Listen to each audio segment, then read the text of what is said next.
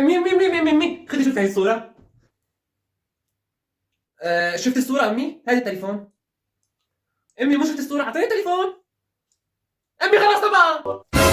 عم ترفع صوتك بتجيب لك. أنت ما عم ترضى تعطيني التليفون. ما في تليفونات. يلا لشوف. والله لأقول لأبوي بابا على أساس كتير خفت أنا. اندهله بابا شبك يخرب بيتك على بيت أمك فيه. أمي قالت مني التليفون ما عاد تعطيني إياه. قلت لها بدي أقول لأبوي قال يقول له أنا بدي أفهم أنت هو رجال البيت ولا طيط. جيب لي تليفوني. طبعا رجال. ام عبيدة أعطي التليفون. أنا لما بقول ما في تليفون يعني ما في تليفون. كلامي ما بنعاد.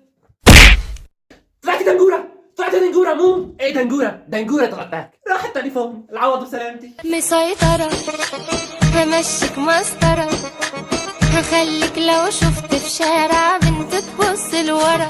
حبايبي قلت لكم برنامج تعليم الخدع السحرية، يعني بعلمكم كيف تعملوا خدع بأصحابكم. برنامج جدا حلو، حملون أول طريق مثبت مجانا وكتبوا لي رأيكم فيه.